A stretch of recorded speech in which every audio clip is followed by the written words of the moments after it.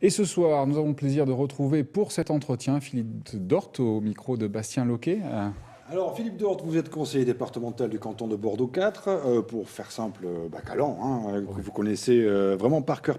On va parler avec vous de la façon dont vous voyez évoluer ce quartier de Bacalan, notamment les bassins flots. Vous avez beaucoup de choses à dire là-dessus. Visiblement, vous n'êtes pas tout à fait satisfait de ce qui se passe. Mais d'abord, un sujet tout à fait précis. La fameuse tour Le Sieur, on le savait, vous étiez parmi les premiers à monter au créneau en disant comment ça, une tour de 56 mètres de haut, c'est pas possible dans ce secteur. Là, on voit le projet tel qu'il était à l'époque où nous avions déjà traité le sujet. Et visiblement, vous avez obtenu gain de cause. La tour Le Sieur ne sera pas aussi élevée que prévu. Oui, effectivement, bon, je suis le premier à être monté au créneau avec ma collègue Sandrine Doucet, députée, moi auprès de l'UNESCO, elle auprès de la ministre de la Culture. Et le projet a été supprimé, enfin a été suspendu. Et j'ai eu la courtoisie cet été, la courtoisie d'avoir eu le promoteur qui a souhaité me voir et qui est venu me voir 2 fois au mois de juillet, en présentant un projet beaucoup plus léger et beaucoup plus acceptable. Alors, on va le voir, ce projet, puisqu'on va passer de 56 mètres, le projet initial, et là, ça descend, on va dire, à 37 mètres. Ça vous semble plus logique dans ce secteur? Écoutez, je pense que c'est plus logique. On est dans un secteur classé, on est à côté de la Cité du Vin, qui est déjà un geste d'architecture. Cette tour descend de 20 mètres, elle est plus allégée, ça me paraît plus adapté à ce nouveau quartier. Oui, mais Philippe Dort, quand même, vous le savez pertinemment comme moi, on a besoin de logements à Bordeaux, on a besoin de densifier le logement à Bordeaux, il faut arrêter l'étalement urbain, il faut faire venir du monde. Si on ne peut pas construire, c'est compliqué. Oui, bien sûr, mais vous savez qu'à Bordeaux, contrairement à ce que l'on pourrait penser, il y a beaucoup d'emplois du petit tertiaire avec des gens qui ne gagnent que 1100, 1180 euros. Et aujourd'hui, notamment dans tous les centres d'appel, il y en a à peu près, il y a 3000 postes sur mon canton de gens qui travaillent dans les centres d'appel, notamment 1180 euros. Comment voulez-vous vous loger aujourd'hui avec 1180 euros dans les immeubles qu'on nous propose? C'est du logement social dont on a besoin, c'est pas de la défiscalisation. La métropole est en train de rattraper son retard justement là-dessus. La métropole globalement, mais je ne pense pas que la ville de Bordeaux, elle, non, je ne crois pas. Elle est toujours à 16%, elle devrait être à 25%. Mais quand même, vous dénoncez, vous, la politique générale de construction à Bordeaux. Oui, je dénonce. Tout le monde est content quand même de ce qui se passe. Tout le monde veut venir vivre à Bordeaux. Bordeaux, c'est bon. Justement, moi je pense que les apprentis sorciers de l'urbanisme bordelais, du conseil municipal, ont accouché et accouchent de monstres, des sortes de Frankenstein. Des bassins à flot, là, des bassins, entre autres, mais des bassins à flot. Il y a eu Ginko, de monstres, de sortes de Frankenstein de l'urbanisme. Et qu'est-ce qui se passe aujourd'hui? Justement, pour tous ces cadres du monde entier qui souhaiteraient venir travailler à Bordeaux, paraît-il, qu'est-ce qu'on leur propose? Quand ils arrivent, on leur propose des écoles en préfabriqué, car cette pression immobilière est tellement rapide, énorme, que même la puissance publique n'a pas pu préparer des écoles correctes. C'est-à-dire qu'on va faire venir des gens pour habiter dans un quartier dans lequel il n'y a pas d'équipement, grosso modo, ou en tout cas... Il y a une raison à cela. Autrefois, au début, ce dossier était une ZAC, zone d'activité concertée. La puissance publique dans une ZAC garde à la main. C'est-à-dire que tous les services publics, les lieux publics, les vides, c'est-à-dire les circulations, les jardins publics, etc., sont pensés et réfléchis. Là, on l'a transformé en PAE, c'est-à-dire qu'on a laissé la promotion immobilière au privé avoir la main sur tout. C'est seul le PLU, c'est-à-dire le plan local d'urbanisme, ce qu'on appelle le plan d'occupation des sols aujourd'hui, qui donne des instructions aux promoteurs. C'est-à-dire qu'il dit ce que l'on peut faire et jusqu'où on peut aller et ce qu'on ne peut pas faire.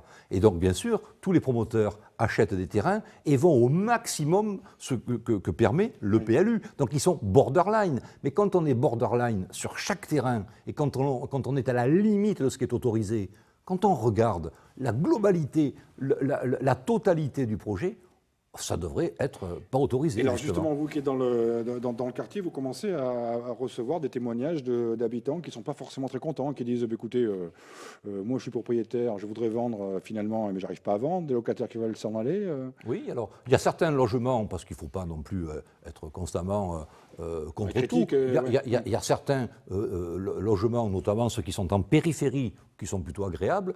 Mais alors, beaucoup, la majorité, sont extrêmement concentrés, les gens ne voient pas le soleil et sont très déçus de la réalité de ce qu'ils ont acheté sur plan. On a construit n'importe quoi trop vite? On a construit trop vite, on a développé toute la défiscalisation Et je pense que les mêmes causes produiront les mêmes effets, malheureusement. C'est-à-dire que le jour où on se rend compte déjà qu'il y a des difficultés au niveau de la location, il y a un turnover important, les gens qui ont investi, qui se sont fait, entre guillemets, pour certains, on l'a vu à Ginko, avoir par les belles plaquettes, eh bien, vont se retrouver avec des logements qui ne seront pas rentables. Dès qu'ils pourront les vendre, ils vont les vendre. À qui ? Eh bien, ils vont les vendre aux bailleurs sociaux, parce que les bailleurs sociaux n'ont pas eu les moyens de faire les logements sociaux dont ils avaient besoin, notamment les PLAI. Donc on est en train de construire un ghetto, là ? Pas un ghetto, on est en train de construire des logements qui, je pense, à terme, vont attirer des gens qui sont en souffrance sociale. Et donc, on n'aura plus la mixité sociale qui était prévue à l'origine. Et déjà, il y a déjà des problématiques. Et notamment des problèmes auxquels les gens ne pensent pas. En qualité de conseiller départemental, je suis premier vice-président du SDIS, des pompiers de Gironde. La caserne qui gère le secteur, qui se trouve à la limite de Bruges et des Aubiers, est passée de 4 000 interventions par an à 10 000 en 2 ans. Il va falloir que nous embauchions des pompiers supplémentaires, il va falloir que nous changions nos grandes échelles, parce que les grandes échelles aujourd'hui ne sont plus adaptées à ces bâtiments qui sont en espalier. Une grande échelle qui est adaptée à ce type de bâtiment, 620 000 €. C'est le contribuable départemental qui va payer, alors que le promoteur, il sera parti, lui. Donc on est vraiment devant une problématique et j'ai peur que aujourd'hui, ceux qui ont en charge l'immobilier, enfin du moins l'urbanisme à Bordeaux, aient accouché d'un monstre qui risque de se réveiller dans les années qui suivent. Donc ça veut dire que grosso modo, pour l'instant, Bordeaux est joli sur les plaquettes, mais dans quelques temps, on va voir la réalité, elle sera tout à fait différente, d'après vous. Je pense. Vous savez, je pense que derrière le miroir d'eau, derrière les quais, derrière la Cité du Vin, derrière tout cela, il y a cette réalité. Oui, c'est pas moi qui montre les bungalows dans les jardins publics pour loger les élèves. Vous êtes conseiller départemental socialiste, Philippe Dort, c'est logique que vous ne soyez pas d'accord avec ce que fait Alain Juppé. Je ne suis pas toujours en désaccord.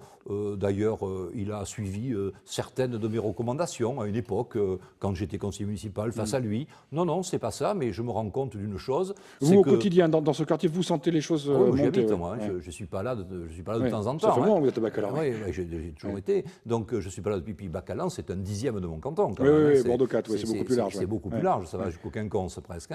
Non, moi je suis en vie réelle avec le quotidien des gens qui s'y trouvent et je vois très bien comment ça se passe. Avec des écoles notamment en préfabriqué, ce que vous dites, ça va être un gros problème. Il y a le petit jardin public rue Joséphine, éradiqué pour y mettre un groupe scolaire en Algeco. En face, dans l'école du Paty, un Algeco. À rue Achard, dans la cour, un Algeco. On parle d'en construire aussi dans les écoles du Grand Parc. Et j'ai entendu dire que l'année prochaine, on prévoirait un groupe scolaire en Algeco au stade Alfred Danet. Écoutez, franchement, pour la plus belle ville du monde, où tous les cadres du monde aimeraient travailler, si c'est tout ce qu'on leur propose, je crois qu'effectivement, il y a quelque chose qui ne va pas dans la communication du maire, en tout cas. Voilà, merci beaucoup Philippe Dort. En tout cas, on va revoir peut-être ce que sera finalement la future tour Le Sieur, puisque vous l'annoncez aujourd'hui sur TV7, Philippe Dort. Cette tour va passer de 56 mètres à un peu moins de 37 mètres, donc pour remplacer l'usine Le Sieur actuellement. C'était l'une des infos de cet entretien. Les bassins flots, on aura certainement l'occasion d'en reparler. Merci beaucoup. Merci.